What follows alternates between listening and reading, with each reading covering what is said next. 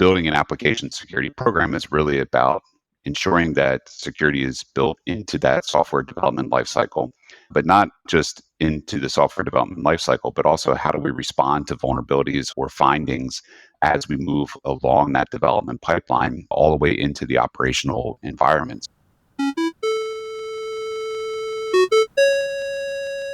Hey everyone, my name is Henry Suryawirawan, and you're listening to the Tech Lead Journal podcast, the show where I'll be bringing you the greatest technical leaders, practitioners, and thought leaders in the industry to discuss about their journey, ideas, and practices that we all can learn and apply to build a highly performing technical team and to make an impact in your personal work. So let's dive into our journal.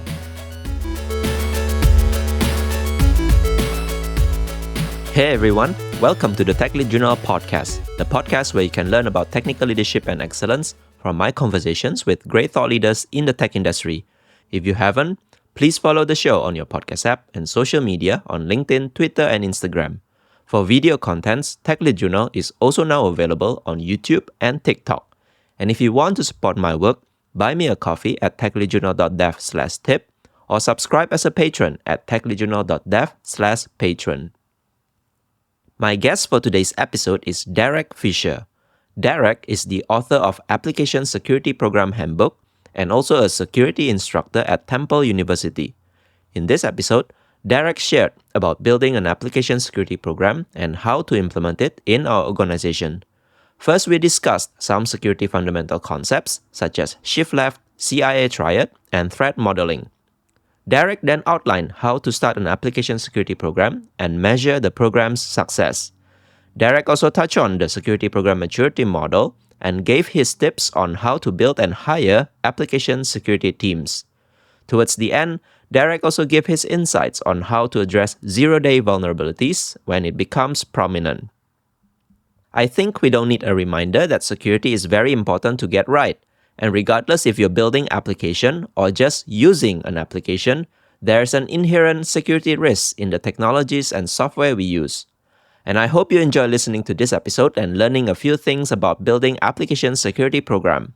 And if you do, it will be really awesome if you can share this with your colleagues, your friends, and communities. And also leave a 5-star rating and review on Apple Podcasts and Spotify. It may sound simple, but it will help me a lot in getting more people discover the podcast on the platforms. Let's go to the conversation with Derek after our sponsor message. Are you looking for a new cool swag? Tech Lead Journal now offers you some swags that you can purchase online. These swags are printed on demand based on your preference and will be delivered safely to you all over the world where shipping is available. Check out all the cool swags available by visiting techleadjournal.dev/shop. And don't forget to brag yourself once you receive any of those swags.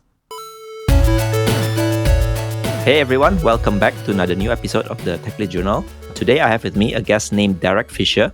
He's the author of a book titled Application Security Program Handbook. As you can tell from the title itself, we'll be talking a lot about application security and how to build a program within your company or within your team in order to put security at the forefront of the software development that you do. So Derek, thank you so much for your time, and I'm looking forward for our discussion today. Yeah, thank you, Henry. Thank you for having me on and looking forward to discussing this topic. So Derek, I always love to ask my guests to share about himself or herself first in the beginning. So maybe if you can spend a bit of time telling us who you are and what are your highlights or turning points that you think are worth to share. Yeah, so I've been in engineering for probably close to 30 years at this point. I started out in hardware engineering, actually designing circuit boards and working in mechanical engineering. I then moved on to software engineering after pursuing a bachelor's degree in computer science. And while I was working in software engineering, got introduced to someone, product security officer at Siemens, who then got me interested into cybersecurity and decided to pursue a master's degree in cybersecurity from Boston University at that point. Got into security engineering, security architecture, then started leading a team and never looked back. So I currently run a product security function at a leading financial technology company. I teach software security at Temple University. As you know, I've written the book on building an application security program, and also have written several children's books on cybersecurity as well. I try to stay active in the community. There's always a lot going on, and I tend to keep myself busy, but it's been a good journey. Before we go to actually your book, the Application Security Handbook, I'm interested when you say you also wrote a book for children about cybersecurity. Maybe you can tell us a little bit more about that book. What made you wrote the book and what kind of content that you are sharing to the kids here?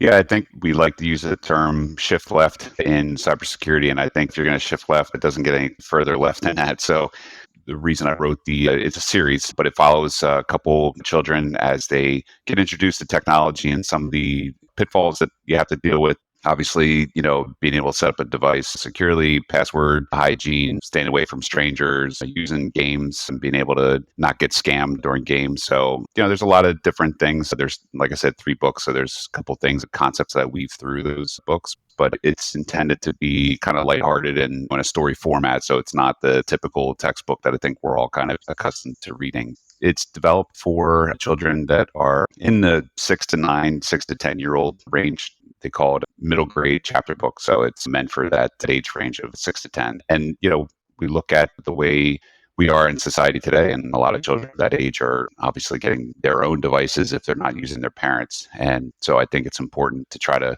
impart some of that security concepts to them as early as possible. Thank you for sharing that. So yeah, you are right. It is always better to have the shift left mentality, right? So in case of software development lifecycle, shift left means in the earlier process, but I think you go beyond like earlier phase of life, right? So teaching kids about cybersecurity. I hope they also get it that these days we all have to be aware about security and make sure our data, our privacy and security best practices being implemented in our day-to-day life, right? Including talking to strangers, sharing our identity, sharing our data and things like that. Which brings us to the topic today that we would like to talk about, which is to implement application security program in a particular, for example, company, right? As we all know, application security has been at the forefront. We have seen in the news about security breaches, hacking, and things like that. Maybe if you can give a little bit of background, what is the current urgency for people to start thinking about building application security program within their company? Yeah, I think in the book, the Application Security Program Handbook, I talk about how every company is a software company. And whether you're actually developing software or using software, companies that their core product may not be software, but they're certainly utilizing it. And so I think that all of us that work in the software space and understand how software gets made knows that at the very least there's quality issues, if not security issues. And so these companies that utilize that software will oftentimes collect data from, again, even if their core function isn't software, they're collecting data about their clients, about the customers, about their product. They may have IP that they're trying to maintain. And all of this is being housed and utilized by the software that they bring into their organization. And it's only getting more complex when all of these different products talk to each other and integrate with each other and send data to and from each other. There's opportunity there for weaknesses or vulnerabilities. And so that exposes the organization, exposes the data that they're housing to malicious activities. So again, even if your core competency is not software development and if your product isn't in-house developed software, you still have exposure to this. And it's critical to understand what are those vulnerabilities and how do you resolve those vulnerabilities when they are detected. Yeah, and I read in one particular chapter, you also mentioned even though the company seems to have just a little bit of technology, like enabling website or maybe just exposing something to the internet, right? They also have this kind of risk. So that, for example, they are being defaced or some data is being leaked out, right? So all this becomes very relevant, even though you may not be a technology pure company. But once you introduce some kind of technology, especially internet, right? So things are becoming more dangerous, so to speak. You mentioned about building security programs. So maybe for people here who are not yet familiar, because we always think security is somebody else's job. Maybe if you can explain to us a little bit more, what do you mean by building application security program? If you have any familiarity with the security organization within your company, or if you're already working in a security organization, you're probably pretty familiar with the fact that we are very good at being able to protect the perimeter. And that's an old kind of mentality because as things shift to the cloud and as we have more SaaS tools that we're using where things are kind of decentralized and not housed within a data center, we understand where those entry points are into our system. We understand kind of how to put the controls around that. But when your core competency is developing software and when your core product is a internally developed software product, it's on that organization to ensure that we're building security into that product and protecting the data that we're collecting and using in order to protect our clients. Building an application security program is really about ensuring that security is built into that software development lifecycle, but not just into the software development lifecycle, but also how do we respond to vulnerabilities or findings as we move along that development pipeline all the way into the operational environment. So when you develop software and you push it out into a production environment for development, that's not where it ends, right? There's a constant iteration. You're constantly getting feedback from your clients. You have defects that you have to resolve and so forth. And those get pulled into the next set of requirements in development. And security is no different. When we find vulnerabilities in operations or if we find new 0 days or so forth, those things need to be pulled back into the development environment and resolved. So having a program in place that is able to really look at that entire software development lifecycle and integrate security as part of that entire cycle is what building an application security program is all about. Yeah. So I think I do get what you mean by saying traditionally we always try to protect the perimeter, right? Whether it's in versus the out, right? And maybe it worked last time, but I guess these days security threats have becoming much more sophisticated. Not to mention there might be also insider security threat. But I think these days there are so many entry points where security vulnerabilities can be found. And even if you don't do anything, sometimes it could also happen that security vulnerabilities are being exposed. Think of like the Log4j vulnerability last time, right? Even though you didn't change anything, but yeah, you're still exposed once this vulnerabilities is found. Which brings us to the phrase that we commonly hear in the security world and also software development world is that you quoted this in the book saying that fixing issues in production is significantly more expensive than fixing prior to production. So this comes back to our discussion earlier about shifting left, right? Maybe if you can explain a little bit more about this philosophy, what does it mean by shifting left and why do we always have to care about fixing it earlier than the production? Today, if you look at discovering a vulnerability in the production environment, there's a long path. I mean, I say long, and that can be relative depending on the organization, what type of release methodology that they're in. But there's a path from the code being developed on a development environment and then all the way to production. And there's tools, there's people, there's processes that are all in place along that entire pipeline. And that can involve QA individuals. There could be scrum masters, project managers, leadership that are all involved in the process of getting that code from a development environment into production. And that's real cost, right? If you think of, we're looking at code going from development to production, but think about it, a vulnerability going from development environment into production. And all along that pipeline, there's been people that have been involved with that code that is potentially vulnerable going along until it gets into that production environment. Then when it's discovered in production, you now have support individuals that have to get on bridge calls to figure out what the issue is. Security people are called in. You might have to pull in incident response, forensics, depending on the severity of the vulnerability. You now have a very costly vulnerability. Now, of course, results may vary. You may find a vulnerability in production that's relatively easy to resolve or get to a good spot with, and you may have ones that are very extreme, right? But the goal of shifting left and the goal of being able to push the discovery of that vulnerability earlier in the process is really about bringing security and detection as early into the process as possible. And the way we do that is through training developers to, number one, not release security vulnerabilities in the first place, or at least be able to understand the code patterns that result in secure software.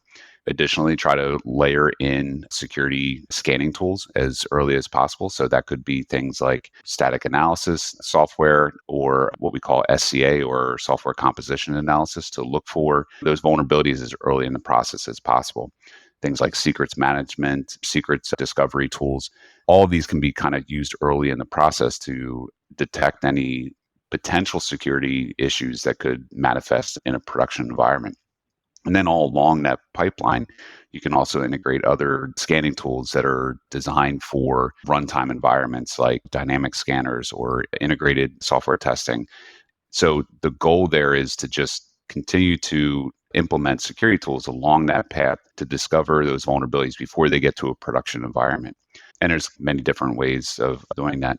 Now, not to kind of step on the term shift left here, but we're starting to move away as application security individuals are starting to move away from the term shift left, just because not that we don't want to focus on discovering those vulnerabilities early, but we don't want to forget that there's other methods of detecting vulnerabilities and ensuring that security is integrated across the entire life cycle.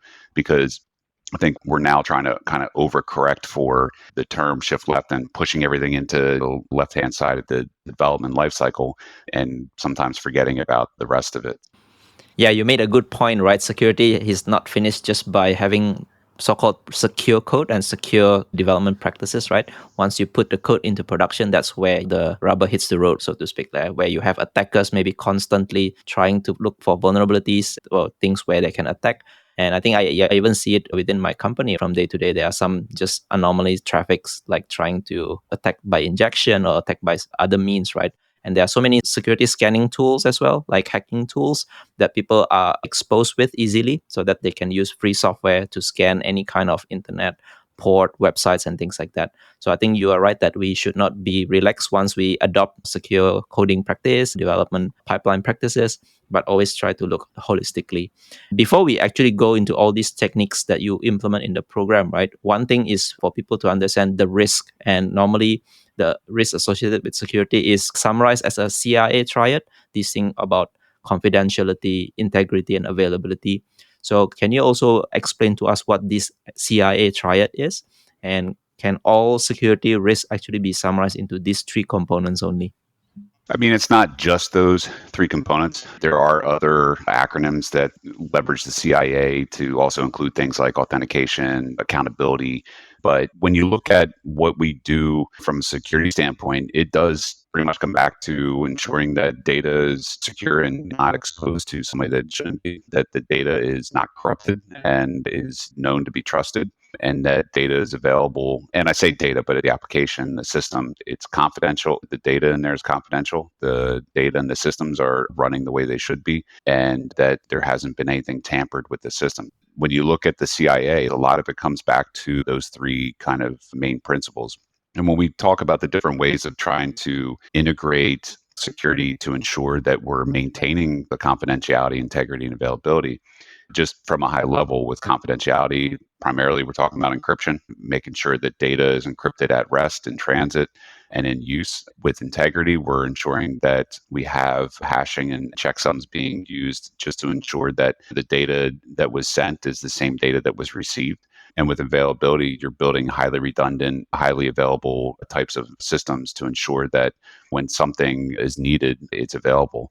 I used to work in the healthcare space, and I think the CIA was definitely, I think, more prominent in the healthcare space than I would say in some of the other fields that I've worked in. Not that it's not elsewhere, but definitely when you talk about using clinical applications that doctors are using to make decisions on patients, potentially life and death types of situations, you want to make sure that that prescription, that the medication that the doctor is prescribing is what the doctor prescribed, is what's actually being administered.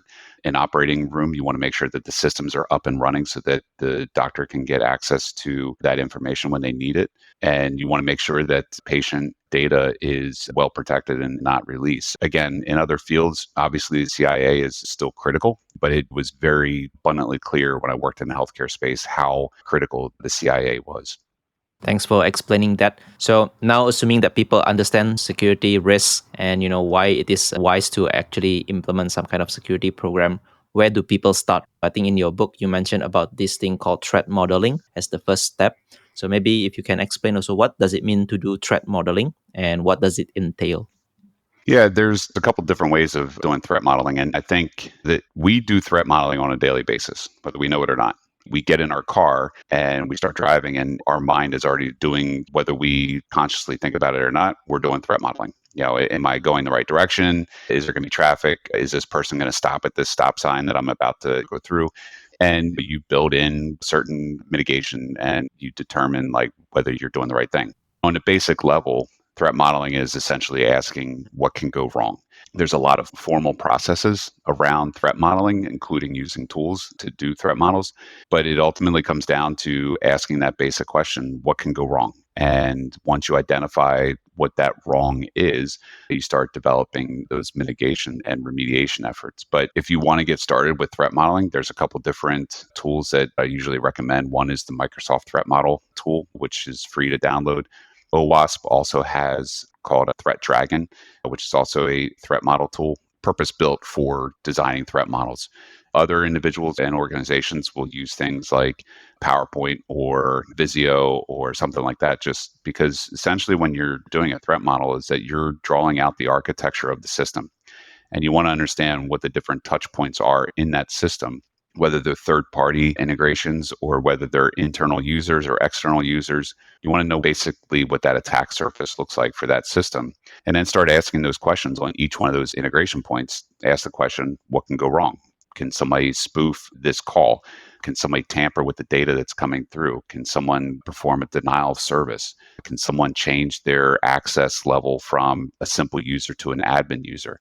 And you go through that with each one of those interactions with the system. And as you do that and identify, like, oh, yeah, well, somebody can perform a denial of service. Well, is this high enough risk for us to integrate a highly available system for us to be able to mitigate or remediate that denial of service attack? And so that's the basic process of threat modeling, is designing that architecture, identifying the interaction points, and start asking those questions about what are the different attacks that could be performed, and then what are we going to do about that?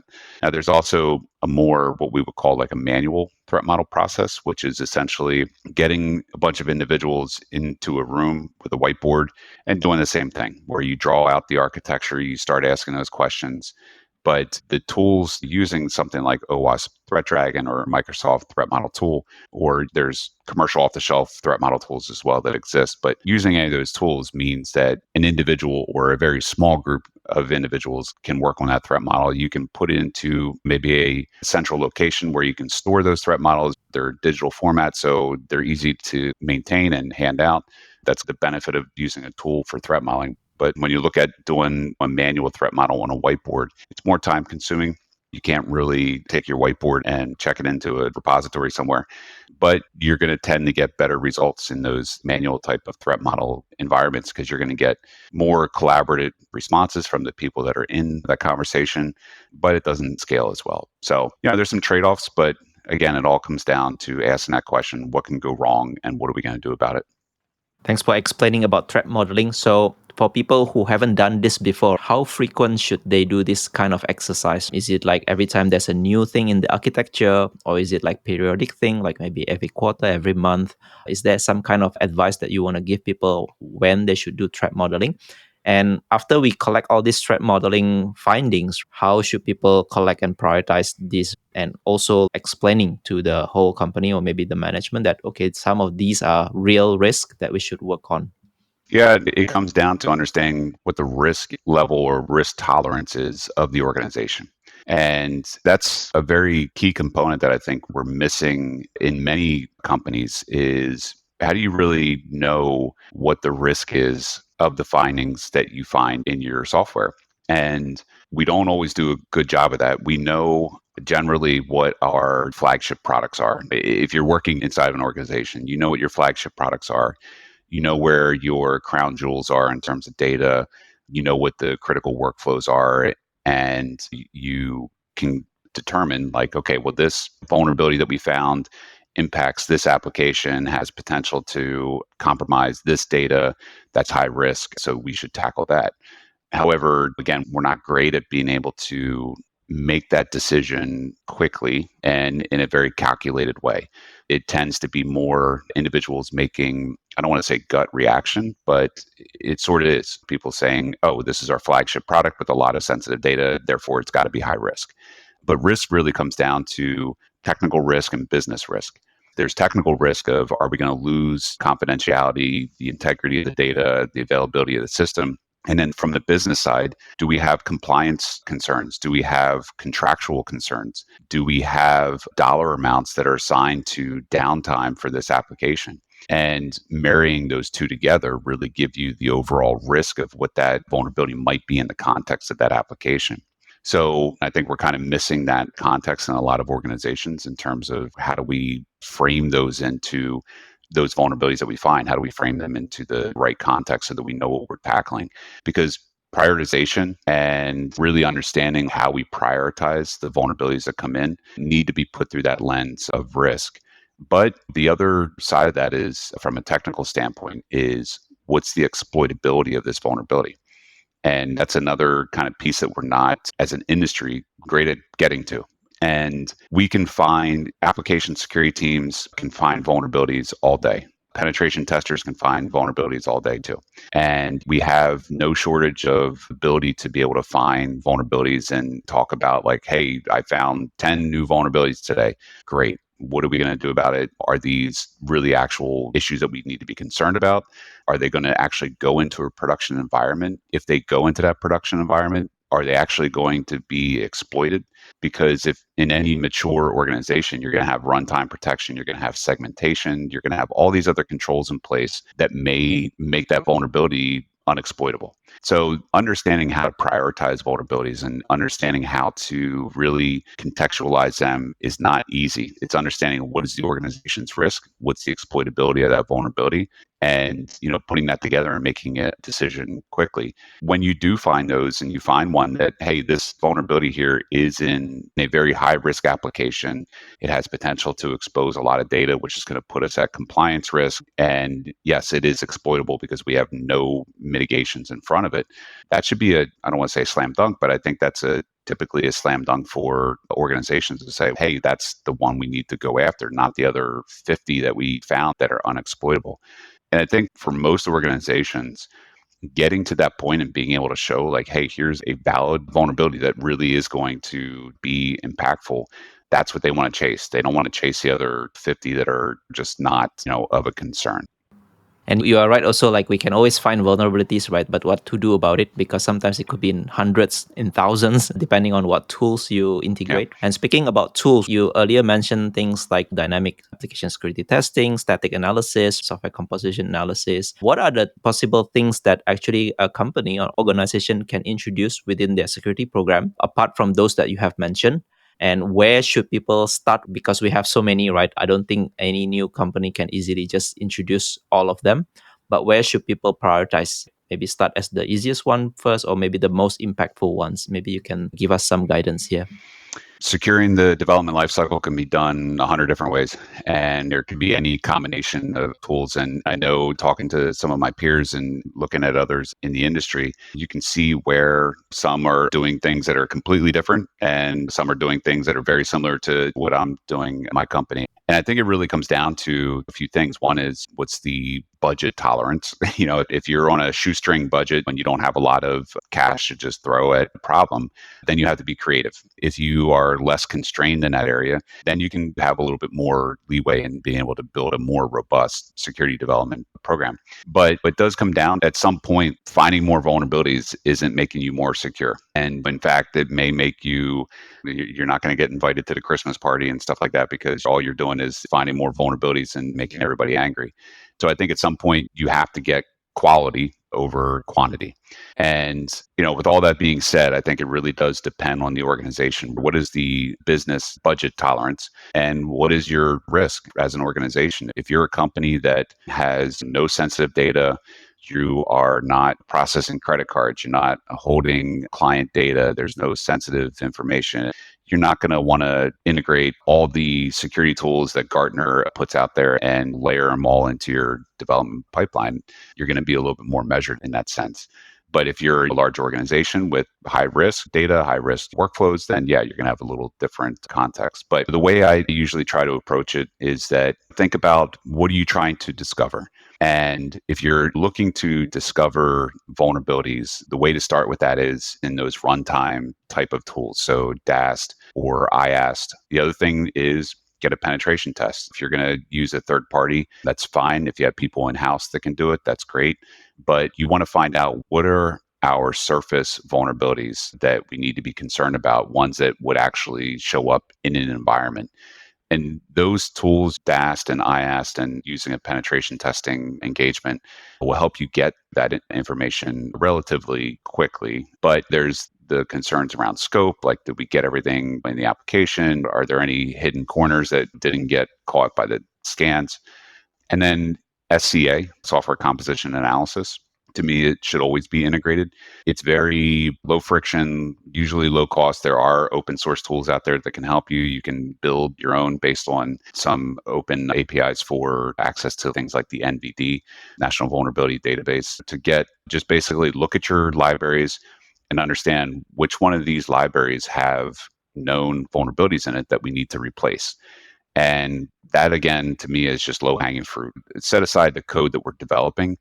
The code that we're pulling from repositories and third parties, are those vulnerable? And tools like SCA will certainly help with that. And so I think those, getting the surface level vulnerabilities and getting the vulnerabilities that exist in the libraries that you're using are core application security planks, I would say, in terms of building a program. And then you start turning the screws there a little bit, looking at static analysis, because they tend to be noisy and they tend to turn out a lot of vulnerabilities, but you can integrate them in the development environment.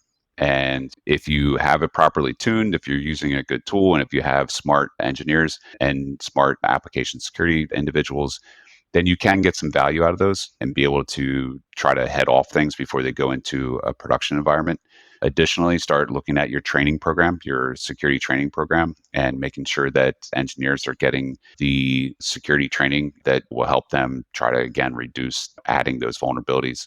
And last thing I would say is a security champions program, which is really sign of a mature application security program when you're firing up a champions program, because that's usually where the tools are integrated. You're getting the vulnerabilities. Now you need additional help in trying to resolve those vulnerabilities. And that's kind of where a champions team comes in. Yeah, speaking about SCA, right, software composition analysis, I think these days I just want to highlight that we all use many software that are open source or are free to download. And it's not just in terms of libraries or frameworks, right? Sometimes also the container images, your VM images, and things like that. There are so many things that people have built. I'm not saying that open source is not secure, but there are always points where maybe some kind of hackers include some kind of malicious software inside those open source tools. And hence, having this SCA is actually very important. And I think I heard maybe last time that people quoted the software that you write in an organization, maybe even like more than a half of it is actually coming from these open source and Yep. third-party libraries, right? So that is actually the potential risk that you are assuming if you use a lot of open source software tools. These are a lot of attack surface. And speaking about maturity, you mentioned just now, when we talk about maturity, it's always coming to this maturity model. Is there something like maturity model for implementing security program within an organization? Yeah, there are. BSIM and SAM are the two that probably come to mind for most people. And there are two different ways of looking at a maturity model. And BSIM, building security in maturity model, is what BSIM stands for, is looking at other organizations and doing basically an assessment of that organization and saying, well, here's where this organization is from a maturity standpoint. And you, as your organization, can then look at that and say, well, where are we at? It's essentially measuring yourself up against your peers and understanding, okay, what are the other organizations of my size in my industry? What is the one or two, three things that everybody in this category is doing? Am I doing those things? Right. And so that's a good way of looking at, okay, are we doing the things that our peers are doing? With OWASP SAM, that's more of classic maturity model where, okay, here's the level that you're starting at, and here are the things you need to do to get to level 1. And then here's the things you need to do to get to level 2, and so forth. And the goal there is to really look at those steps in the maturity model and having targets for where you want to be. You may not have to be at the highest level of maturity. Again, going back to understanding what your organization does. If you're not processing credit cards, if you're not holding client sensitive data, and you're not a critical app, You don't need to be at the highest level. Maybe level 1, level 2 is just fine. But what that does is it allows you to look at, if we want to get to level 2, here are the things we need to do. You can build out a roadmap that says, here are the steps we're going to take to get to that level. And here's a timeline that we're going to go to be there. Personally, I have the Derek maturity model, so it's a little different. I think BSIM is more valuable to me than SAM. And the reason is that I want to know, what are the other organizations doing? Are we in line with that? But sometimes just having conversations with your peers is just as relevant. When I've had conversations with peers and just trying to see what they're doing compared to what I'm doing, and we'll kind of exchange notes. And you get that sense of like, hey, okay, we're doing mostly well, but at the same time, we have the same challenges, trying to figure out how we deal with the vulnerabilities that we detect and so forth. And just having conversations with your peers is just as helpful, I think. I like the direct maturity model. So yeah, just even speaking in conferences or in networking or even within peers, right? I think you can also maybe find insights of what kind of security practices you should include. And speaking about building this program, obviously we need people, right? But like I mentioned in the beginning, sometimes the mindset is that we always assume security is somebody else's problem. In this case, it's like application security team. In your experience, how should people go about hiring this application security team, and what's the ratio size? And from my experience as well, hiring a good security engineers are really, really tough. And it's not just they are highly in demand, but the supply is also not that many. So, what would you go about building these security teams? How do we find good security engineers? And yeah, how do we scale this within organization? I think the first thing to realize is you're never going to scale to what you need.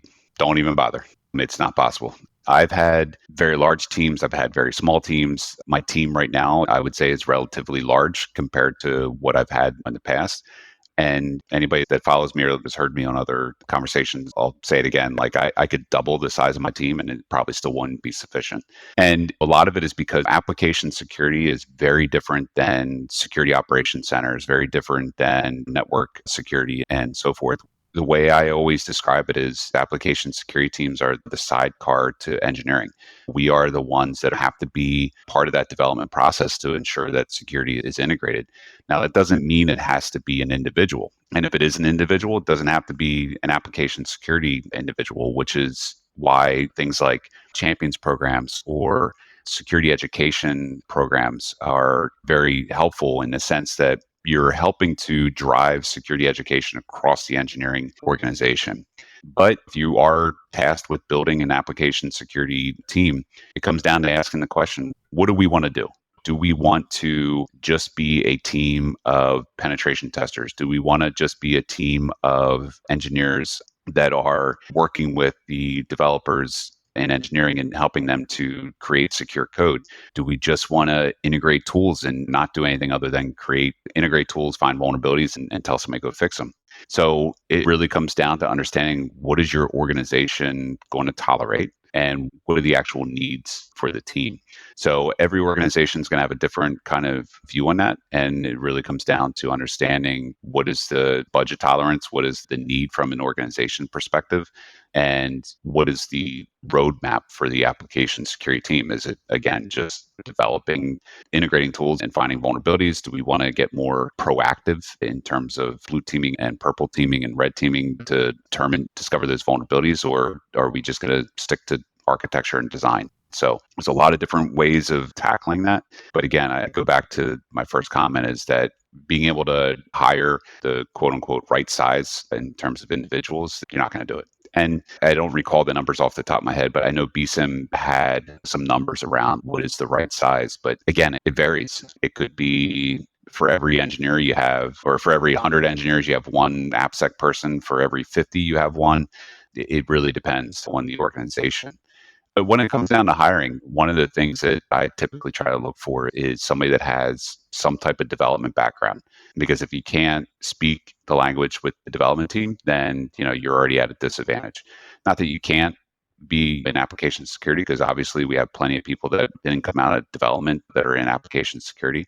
But it's certainly helpful to have those individuals on your team to be able to really translate these vulnerabilities that come out of these tools and penetration testing, and go back to the development team and say, looking at your code, here's exactly what the problem is, and here's exactly how you can resolve it. I think that goes a long way, not just in making the organization more secure and making the application more secure, but also building that relationship between the development team and the application security team where we both understand each other. Therefore, we're on somewhat common ground there. So I do typically look for people that have either come out of the development space or have some type of development background. I would say that I agree with your opinion as well that we should hire a security engineer with some development background. What I find in the industry typically is there are so many security so-called experts, but they are mainly specialized in tools. Like I'm a specialist of these tools. I know how to implement these tools and use it, but not necessarily going back into the development lifecycle and even advising developers, okay, Right. you should not do this, or even looking at the code, right? How things should be prevented in the first place. So I think having this kind of knowledge of development background will be, first of all, like you mentioned, right, build a good relationship. But obviously, if you can prevent security issues in the earlier phase, again, coming back to the shift left, I think that makes a lot more impact. So speaking about doing this security program, building some kind of roadmap, understanding what do we want out of this security team, and if we have established this security team, what could be a good indicator of success? What are the measurement of success? How should you evaluate? Is it just by number of findings, or is it just number of security breaches incidents, or is there any other measurement that you advise people to look at for measuring the success? Yeah, I think there's two main ones that I would focus on. One is the downward trend on vulnerabilities, not upward. Again, we have no problem finding vulnerabilities. We can find them all day, every day, but it's really, are we moving the needle on reducing that backlog? That to me is a better indicator of a security program where we're reducing that backlog, not adding to it. And to be honest, there's been times where we've had scans done or tests done and there weren't any vulnerabilities that were found. And all of us that work in the security space are like, nah, I call BS on that. That's like, there's no way. And you kind of second guess yourself where it's like, wait, that can't be right. There's got to be something. And after seeing several of those, I'm starting to come around to the idea is like, well, hey, maybe the program's working. Maybe we're actually stopping these things from going out. And that's a good thing. But like I said, all of us in the security space immediately, when you see a scan that comes back with no results, you're like, wait a minute, that can't be right. But yeah, I think as long as you can validate that, no, this is right, I think that's a good indication as well, is that the program's working, right? We're not finding things as much. We're not adding to the backlog, we're reducing it. I think the other thing too is something I'll steal from the operational space is, mean time to remediation. How quickly are we resolving those vulnerabilities? Do we have vulnerabilities that are sitting out there for weeks, months, maybe even years? If that's the case, that's the problem. And there's a couple of things with that, especially ones that are very long lasting vulnerabilities, past several months or even a year or more. You have to ask the question, is this even still a valid issue? Something that's been out there that long, that there's something not right there. But I think looking at the amount of time that it takes to actually remediate a vulnerability is also a critical indicator of how successful the program is. Because again, we can find vulnerabilities all day, but if a critical vulnerability is found and we're able to remediate that within a few hours or a day or two or something like that, that's a very strong indicator that your program is humming along the way it should. Yeah, speaking about remediation, I think the ultimate thing will be the 0-day vulnerabilities, right? Whenever it's found, and how long does it take for the organization to actually take an action? Maybe in your opinion, you are in this security space a lot more. How should people build this kind of 0-day capability? Yeah, and I think that comes down to that mean time to remediation, right? I'll go back to the SCA example, the software composition. We can develop software and we can have zero vulnerabilities when that the software goes out into production. The next day, some component that we pulled in from a repository could be vulnerable, whether it's a 0-day or whether it's an identified public vulnerability. Either way, it's vulnerable, right? And you did everything right. Time will result in vulnerabilities being found. And so it really comes down to how your process is in place to take those vulnerabilities that have been discovered in a production environment and get a remediation out the door in a short period of time. That goes back to that mean time to remediation, where if we find an issue in production and we're able to get a remediation pushed to production in a very short period of time, that could be hours, that could be days, it could be a week or so, then great. That means that your program is, again, doing very well. Something that we didn't really touch on, and it's not because I was ignoring it, but runtime protection. There are tools out there, whether it's WAF, Web Application Firewall, or Runtime Application Security Protection. Those also go a long way in being able to provide some cover for a period of time until you can get that remediation out the door. So there's a lot of levers that we can kind of pull from a security perspective to ensure that we are providing that protection against, especially things like 0 days, where something like runtime protection does come into play because it allows you to do virtual patching. It allows you to potentially stop any malicious activity until you get code out the door. Thanks for the plug for the runtime, the WAF, and all these things. So I think that sometimes can be very useful, especially if you are being attacked as well, DDoS, for example, right? Where suddenly somebody from the internet just target your system. So having this kind of runtime protection definitely is very useful. If you don't have it, please implement that as soon as possible. Yeah. So, Derek, it's been a great conversation. Learning about security is very exciting as well. Unfortunately, we reached the end of our conversation.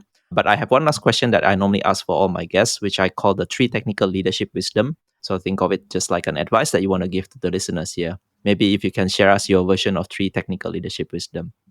Yeah, I think one is stay curious. One thing with technology is that it's always changing, right? And a prime example, everyone's on the AI train right now where it's everywhere, it's inescapable, and everyone's trying to figure out what to do with it. And it's just a prime example of how things change. And I think there's a lot of people trying to figure out, is this a danger or is this going to be helpful? I think there's pluses and minuses. There's two sides to that. It's just, again, it's an example of where technology is always changing.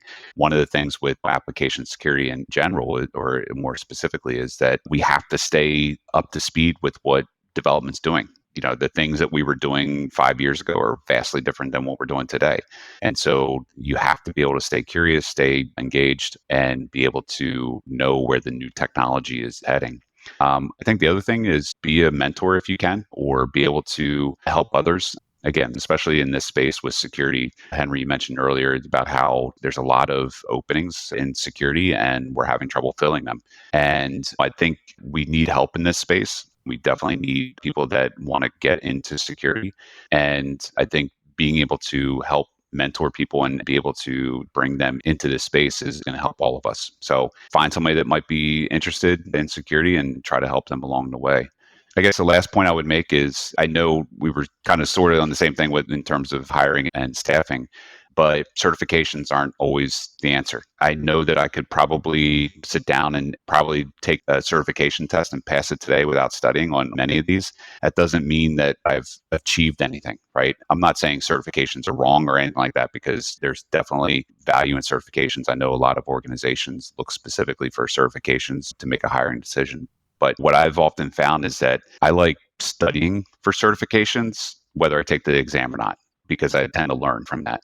I think, especially in this space, we see a lot of people that just want to get into security. And the first question is, which certification should I take? And it's like, well, you don't necessarily have to get a certification in order to get in this space. I mean, you need to know something, right? So start dabbling, start getting involved when you're looking at application security specifically. Start understanding how software is developed, start understanding about CI/CD pipelines and integrating tools and how code gets delivered and deployed and maintained. If you're looking into getting into other aspects of security, start understanding those different corners and really, really understand it, not just understand it enough to pass an exam. So that's my advice. Right. Thank you for including the certifications. Yeah, I think now that you mention it, I'm very aware that a lot of people in the security space wants to collect so-called certifications, Yeah. right? There are so many security organizations and things like that. And people tend to chase these certifications. Yep. But like you mentioned, right, it's always about the practicality. It's not just the knowledge only. You can accumulate all this knowledge, but the practicality, I think, is the most important. Like, how do you actually deal with security vulnerabilities or even prevent it in the development lifecycle? So, Derek, if people enjoy this conversation, they would want to learn from you, maybe the Derek's maturity model, right? Is there a place where they can find you online? Yeah, I try to stay pretty active on LinkedIn. Like I said, I stay pretty busy, but I try to get on LinkedIn and post and things like that. And I've been creating some content that I've been releasing. Anybody that's been following me on LinkedIn will see that. But yeah, the best way to get a hold of me is on LinkedIn. I've seen some of your YouTube videos. I think that's really cool and fun. So yeah, maybe people should check those out as well. So thank you again, Derek, for this opportunity. I really learned a lot from security conversation today, and I hope people do as well. So thank you for that. Thank you. Thank you for listening to this episode and for staying right until the end. If you highly enjoyed it, I would appreciate if you share it with your friends and colleagues who you think would also benefit from listening to this episode.